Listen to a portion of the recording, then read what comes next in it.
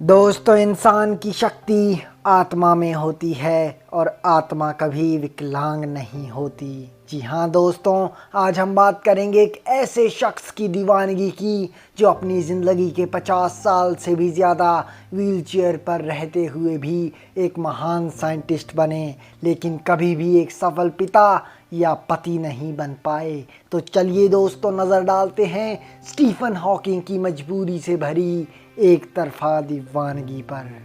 महान scientist Stephen Hawking और Z wild सन 1962 में अपनी डिग्री के दौरान कैम्ब्रिज में मिले थे। क्योंकि जेड स्टीफन की बहन की दोस्त थी, उन्हें भी स्टीफन के यहाँ न्यू ईयर पार्टी के दौरान इनवाइट किया गया और हुआ यूं कि दोनों जवान आँखों ने एक दूसरे में ही अपनी मंजिल का राह चुना और दोनों इश्क की बेड़ियों में जकड़े गए। लेकिन एक दिन साल 1963 में स्टीफन अचानक सीढ़ियों से गिर पड़े और उसके बाद कभी स्टीफन अपने पाँव पर खड़े नहीं हो पाए और जांच करने पर पाया गया कि स्टीफन एमायोट्रोफिक लेटरल स्क्लेरोसिस नामक बीमारी से ग्रस्त पाए गए हैं, जिसमें नर्व टिश्यू कॉन्ट्रैक्ट करने की क्षमता को खो बैठते हैं और डॉक्टर्स ने उन्हें बताया कि उनके पास सिर्फ 2 साल का ही वक्त बचा है। अपने आप को इस बीमारी की जकड़ में पाने के बाद स्टीफन डिप्रेशन का शिकार हो गए। उन दिनों स्टीफन मशहूर म्यूज़िक कंपोज़र रिचर्ड वैगनर के गाने सुनते, शराब पीते और ज़रा से रिसर्च वर्क में ही बिजी रहते थे। इतना सब कुछ हो जाने के बाद भी जेन हमेशा उनके साथ ही थी। जेन का कहना था, अब बहुत देर हो चुकी है मेरे लिए स्टीफन को छोड़ना, क्योंकि मैं पूरी तरह स्टीफन की नीली आँखों और डिम्पल्ड स्माइल पर फिदा हो चुकी हूँ।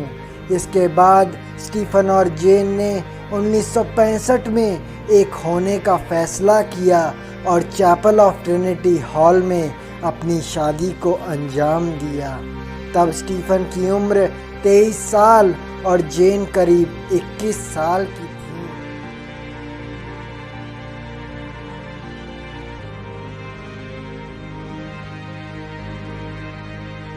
अपनी शादी के बाद स्टीफन ने इस बात को माना कि अपने पूरी तरह पैरालाइज होने के बाद जेन से शादी ने ही उन्हें फिर से जीने का मकसद दिया और पत्नी के कांस्टेंट सपोर्ट से स्टीफन ने अपना पढ़ाई में रिसर्च वर्क गंभीरता से जारी रखा और बढ़ते सालों में स्टीफन ने अपनी डॉक्टरेट की डिग्री भी हासिल कर ली। 1965 में शादी के बाद स्टीफन और जेन के 3 में से 2 बच्चे रॉबर्ट और लूसी काफ़ी जल्दी ही पैदा हो गए। 1967 और 1970 में दोनों जवान दंपतियों ने जितने भी साल साथ गुजारे पूरे हर्षोल्लास के साथ व्यतीत किए। उनके प्यार में इतनी ताकत थी कि डॉक्टर द्वारा 2 साल तक की गई भविष्यवाणी से ज़्यादा स्टीफन जी पाए और अपनी पत्नी और बच्चों से उन्हें बहुत प्यार मिल रहा था। लेकिन 1970 में स्टीफन हॉकिंग पूरी तरह से व्हीलचेयर के मोहताज हो चुके थे। अपने एक पैरालाइज्ड पति और बड़े होते बच्चों के साथ जेन के लिए ये बहुत मुश्किल दौर था। स्टीफन को साफ सुथरे रखने से लेकर पूरी तरह खिलाने पिलाने तक जेन का रिश्ता स्टीफन से एक माँ का हो चुका था बजाय एक पत्नी के। और बहुत साल यूं ही बीमारी से पीड़ित स्टीफन और उनकी बीवी जेन के बीच काफ़ी दूरियां सी बनने लगी थी। लेकिन जेन का मानना था कि समय के साथ सब कुछ ठीक और पहले जैसा हो जाएगा और स्टीफन का कहना था, मैं कभी भी जेन किस पीड़ा और तनाव से गुजर रही है नहीं समझ सकता।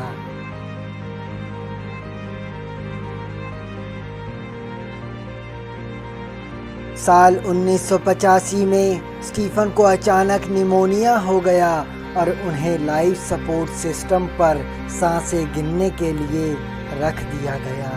जहां सबने जेन को स्टीफन को छोड़ देने और मरने देने के लिए कहा, वहां दो टूक जेन ने सभी को मुंह पर ही ऐसा करने को मना कर दिया और स्टीफन की बेहतरी को तवज्जो दी। और जेन का विश्वास सच साबित हुआ और स्टीफन ने एक बार दोबारा अपनी नई बीमारी से रिकवर किया।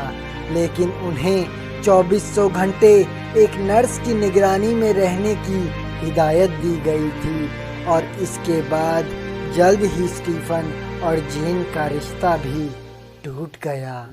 स्टीफन को देर नहीं लगी और स्टीफन का दिल अपनी नर्स एलेन मेसन पर आ गया और 1995 में एलेन और स्टीफन ने शादी कर ली और ज़िंदगी के 11 साल साथ गुजारने के बाद दोनों ने अपनी राह बदलने का फैसला किया और दोनों का डाइवोर्स साल 2006 में हो गया।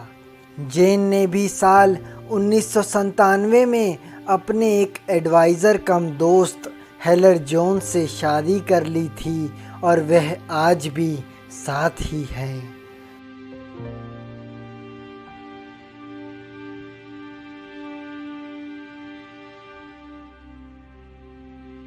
स्टीफन हॉकिंग की मौत के पिछले 10 वर्षों में उनकी पत्नी जेन और उनके बच्चों से रिश्ते काफ़ी अच्छे हो गए थे और साल 2018 में 14 मार्च स्टीफन की 76 साल की उम्र में मृत्यु हो गई।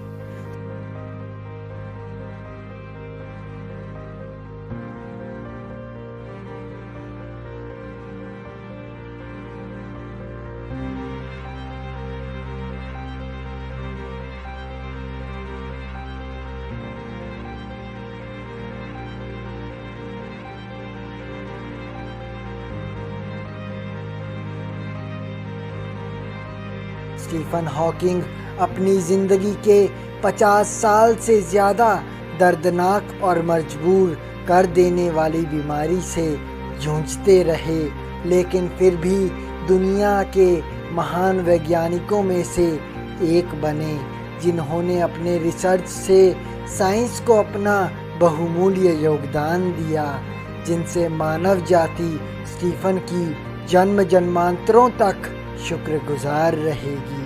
क्षमा कीजिएगा दोस्तों, आज के लिए बस इतना ही।